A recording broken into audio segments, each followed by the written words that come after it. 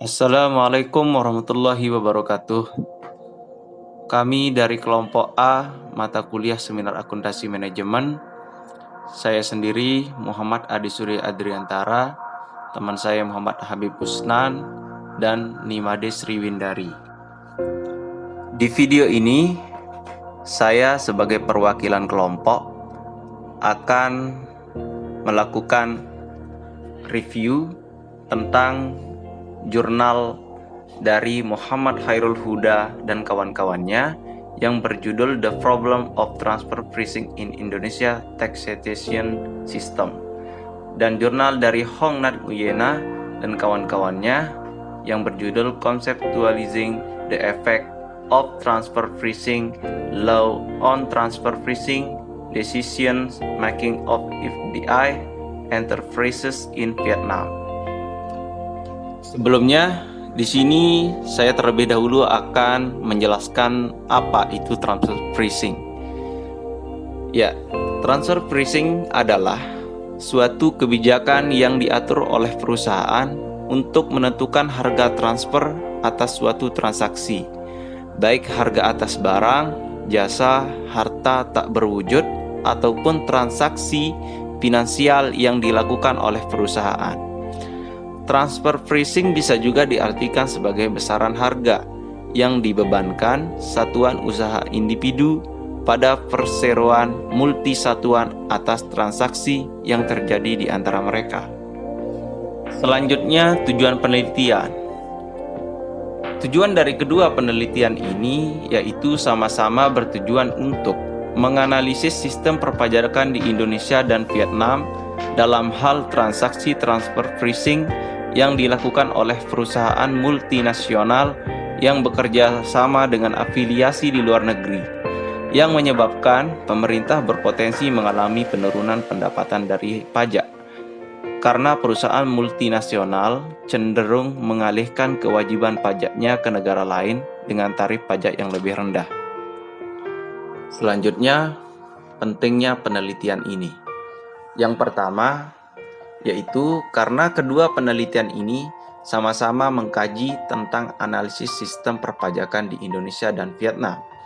Kemudian, penelitian ini sama-sama menganalisis transfer pricing yang dilakukan oleh perusahaan multinasional yang bekerja sama dengan afiliasi luar negeri dengan cara mengalihkan kewajiban pajaknya ke negara lain untuk memperoleh tarif pajak yang lebih rendah, yang menyebabkan pemerintah mengalami penurunan pendapatan dari pajak.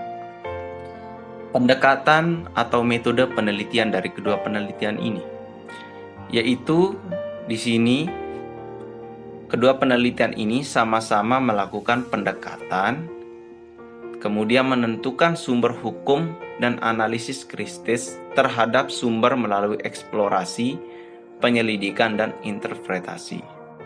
Kemudian temuan dari hasil analisis kedua jurnal ini yaitu transfer pricing ini dapat mengakibatkan pemerintah berpotensi mengalami penurunan pendapatan dari pajak karena perusahaan multinasional tersebut lebih cenderung mengalihkan kewajibannya ke negara lain dengan tarif pajak yang lebih rendah. Yang selanjutnya, keterbatasan kedua penelitian ini. Menurut kami, keterbatasan dari kedua penelitian ini yaitu hanya berfokus pada Indonesia dan Vietnam saja, tidak secara global. Karena pada dasarnya, transfer pricing melibatkan masyarakat global yang dimana tidak terdiri dari satu negara saja. Selain itu, transfer pricing susah untuk ditemukan karena pada dasarnya hal ini dilakukan antar perusahaan yang sama-sama memiliki kepentingan tersendiri sehingga akan saling melindungi satu sama lain. Dalam penelitian yang dilakukan oleh Hong Nhat Nguyena dan kawan-kawannya juga mengakui keterbatasan hasil penelitiannya mungkin hanya tepat untuk sampelnya saja, bukan untuk keseluruhan populasi.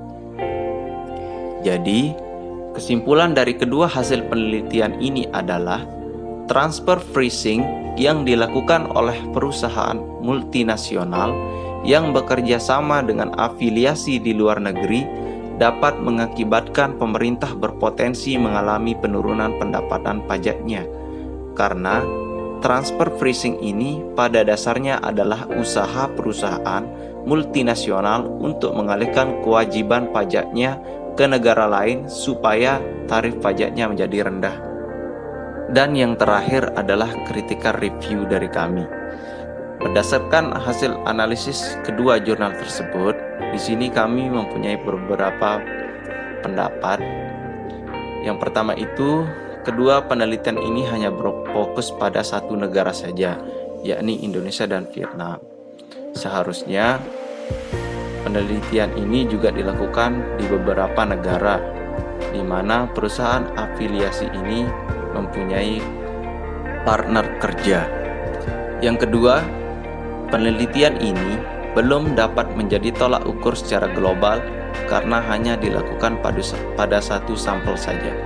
Yang ketiga, seharusnya peneliti melakukan penelitian pada perusahaan multinasional dan pada perusahaan afiliasi luar negeri tempatnya melakukan kerjasama, karena pada dasarnya hal ini dilakukan antar perusahaan yang sama-sama memiliki kepentingan tersendiri sehingga akan saling melindungi satu sama lain.